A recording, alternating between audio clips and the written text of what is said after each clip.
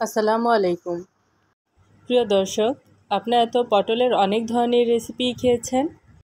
আজকে আমি পটলের সম্পূর্ণ নতুন ধরনের একটি রেসিপি আপনাদের সাথে শেয়ার করব। এই রেসিপিটা গরম ভাতের সাথে এমনকি সন্ধ্যার নাস্তাতেও দারুণ লাগে।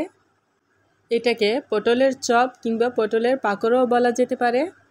পটলের এই রেসিপিটা তৈরির জন্য আমি এখানে ৬-৭টি পটল নিয়েছি। তারপর পটলগুলোকে একটি ছুরি দিয়ে এভাবে আস্তে আস্তে পটলের উপরের স্কিনটা ফেলে দিচ্ছি। পটলের উপরের আবরণটা ফেলে দেওয়ার পর পটলের উপরের দিকে আর নিচের দিকের অংশ সামান্য পরিমাণ কেটে ফেলে দিচ্ছি। এবার পটলটাকে মাঝখান থেকে কেটে সমান 2 ভাগে ভাগ করে নিচ্ছি। একইভাবে আমি সবগুলো পটল কেটে ভালো করে ধুয়ে পানি ঝরিয়ে নিয়েছি। এই পটলগুলো এবার লবণ, হলুদের গুঁড়া আর মরিচের গুঁড়া দিয়ে মেখে 10 মিনিটের জন্য রেস্টে রাখবো। এতে করে পটলগুলো অনেক নরম হয়ে যাবে। আর এখানে আমি সব কিছুই 1/2 চামচ পরিমাণ ব্যবহার করেছি। এবার হাত দিয়ে খুব সুন্দর করে পটলগুলোর মধ্যে এই মশলাগুলো মাখিয়ে নিব। পটলগুলোর মধ্যে আমার মশলা মাখানো হয়ে গেছে। এবার এগুলোকে 10 মিনিটের জন্য এক সাইডে রেখে দিব। এখন একটি ব্যাটার তৈরি করে নিব।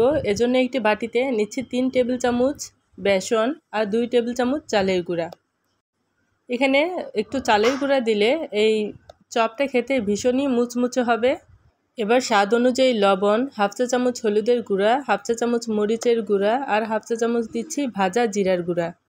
আর একটু কালো জিরা দিয়ে শুকনো উপকরণগুলো একসাথে ভালো করে মিশিয়ে নিচ্ছি।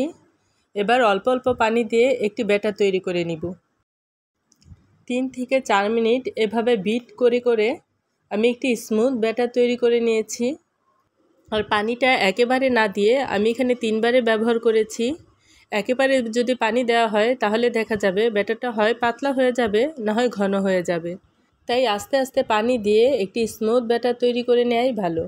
আমার ব্যাটারের কনসিস্টেন্সিটা আপনাদের দেখিয়ে দিচ্ছি। এবার চুলায় একটি প্যান বসিয়ে রান্নার সয়াবিন তেল ভালো করে গরম করে নিয়েছি। তারপর মশলা মাখানো পটলগুলো একটি একটি করে ব্যাটারে ডুবিয়ে তারপর গরম তেলের উপর দিয়ে দিব। এখন চুলার আঁচটা মিডিয়ামে রেখে এক পাশ 2 থেকে 3 মিনিটের মতো ভেজে নিব। 3 মিনিট পর পটলগুলো উল্টে দিব। অপর পাশটাও একইভাবে 3 মিনিটের মতো করে ভেজে নিব।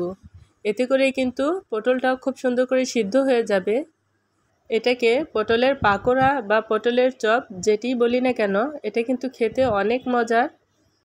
পটল ভাজা তো আমরা অনেকভাবেই খেয়ে থাকি। আপনারা একবার হলেও এভাবে পটলটা ভেজে খেয়ে দেখবেন। আশা করি আপনাদের কাছেও ভালো লাগবে। এই পটল ভাজাটা গরম ভাত, খিচুড়ি এমনকি চায়ের সাথে খেতেও দারুণ লাগবে। দুপাশটাই উল্টিয়ে পাল্টিয়ে গোল্ডেন ব্রাউন করে ভেজে নিয়েছি। আর এ সময়ের মধ্যেই কিন্তু পটলের ভিতরের অংশটা খুব সুন্দর করে সিদ্ধ হয়েছে আর উপরের অংশটাও ভীষণই মুচমুচে হয়েছে। এবার তেল ঝরিয়ে পটলগুলো প্যান থেকে তুলে নিচ্ছি।